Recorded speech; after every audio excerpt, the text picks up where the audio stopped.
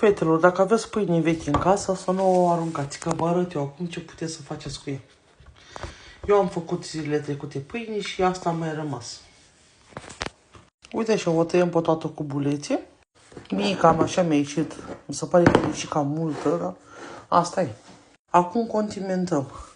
Delicat, usturoi granulat, boia, piper, ulei și sare. Fiecare după gust. Punem așa puțin ulei,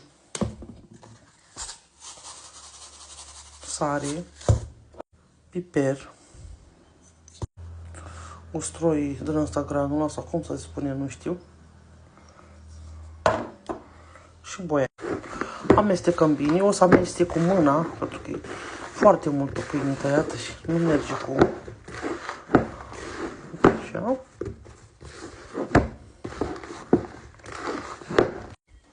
Cam așa e și, fetelor.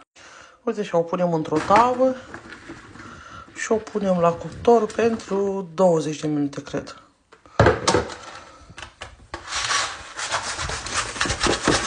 Uite așa. Fetelor, cam așa a ieșit.